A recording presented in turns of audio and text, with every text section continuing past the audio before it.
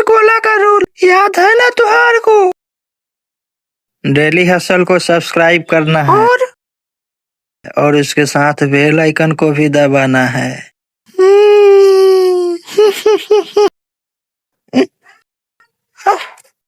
ई का है? बजरंगबली का फोटो। चल। अरे उधर घंटवा नहीं है, इधर घंटवा है।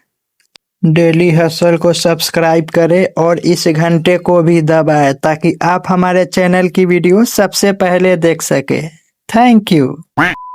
तो जब पीके पहली बार धरती पर आ रहा होता है तब स्पेसशिप से साफ दिखाई देता है कि नीचे कोई भी रेलवे लाइन नहीं है, पर जैसे ही पीके स्पेसशिप से बाहर आता है तो सामने से ट्रेन जा रही होती है। लेकिन यार पीके यहाँ नंगा चलता हुआ आ रहा है, पर यार थोड़ा जूम करके देखे कि ये रियल में नंगा है या नहीं। Zoom please. थोड़ा और।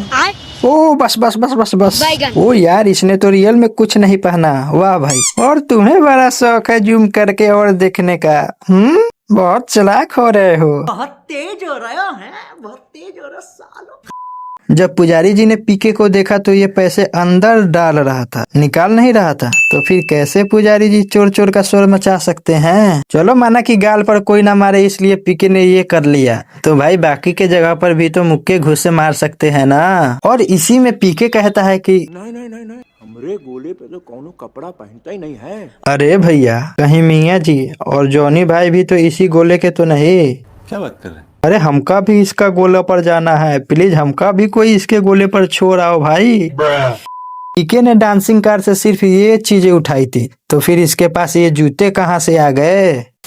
पीके का चपलवा हो गया है गायब, तो ये चिरकुट कहता है कि तू किसी और का गायब कर दे। सब वैसे इसको पीके पीके क्यों कहते हैं, पागल भी तो कह सकते हैं ना, या फिर बेवड़ा कह देते। यार वैसे पीके जहाँ भी डांसिंग कार देख रहा है वहीं पे अपना पैर क्यों जमा ले रहा है भाई। और इसी में पीके जाकर इन औरतों से कहता है मुझे भी डांसिंग कार में डांस करने का मौका मिलेगा क्या। अरे पागल बेवड़ा, ये क्या बोल रहा है तू, मारो इसे।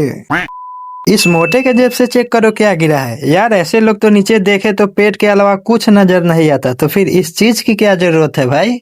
इसका तो पेट इतना मोटा है कि इसकी वाइफ इसके पेट पे सिर्फ झूला झूलती होगी। अब यहाँ आप सबको पता है कि यहाँ पर हो क्या रहा है, पर विंडो को देखो, विंडो का शीशा ब्लर हो रहा है। इसका मतलब है इन्होंने अंदर एसी ऑन किया था, पर स्पेशल पीके के लिए विंडो खोल कर रख दिया कि आके का परवा ले जाए हमारा। पर जब बाहर से कैमरा दिखाता है तब उस विंडो का शीशा बिल्कुल क्लियर हो जाता है। अब देखो सारी गाड़ियां एक ही ब्रांड की है। इससे क्या प्रूव होता है, इससे प्रूव होता है कि इसी ब्रांड की कार बेस्ट कार है, क्योंकि ऐसे झटके यही कार सह सकती है, बाकी गाड़ियों को स्पेयर पार्ट्स ही बाहर निकल आएंगे। माना कि पीके ने फुलझरिया का हाथ पकड़ के उसकी भाषा सीख ली है, पर पीके को लिखने कैसे आया। लिखने के लिए तो प्रैक्टिस चाहिए, और अगर हम सपोज मान ले कि फुलझरिया को लिखना आता था तो ऐसे क्या पीके किसी का भी हाथ पकड़ के उसका प्रोफेशन सीख जाएगा। मतलब कि अगर ये जॉनी सिंस का हाथ पकड़ लेता है तो क्या ये astronaut, teacher, army man, doctor सब बन जाएगा का।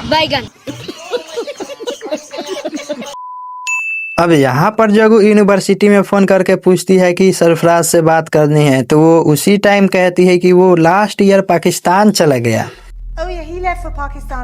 अभी जगू पाकिस्तान एम्बेसी फोन करती है, तो ये अकेले भी तो बता सकती थी ना सब कुछ, पर इसने पूरे ऑफिस को बुलाने की क्या जरूरत थी। और सरफराज को फोन करती है तो सरफराज बिल्कुल वही कपड़ा पहना होता है जो मूवी के फर्स्ट सीन में पहना होता है, मतलब जब ये जग्गू से फर्स्ट टाइम मिला था। I mean, वही शर्ट, वही स्वेटर, सब कुछ सेम टू सेम। और इसी में जग्गू कैसेट को लगाकर रिकॉर्डिंग सुन रही होती है, तो यार इतनी क्लियर वॉइस। जब जग्गू कैसेट्स निकालती है तो कैसेट्स के ऊपर कोई कवर नहीं चढ़ा हुआ है, पर जैसे ही वापस रखती है तो कवरवा ऊपर आ जाता है। वाओ! अब ये पिक्चर इसने कब ली, क्योंकि पीके जब जा रहा था तो जग्गू के हाथ में कोई कैमरा तो था नहीं, तो फिर ये पिक्चर ली किसने। अरे हमारा भाई की फोटो हम ली ना।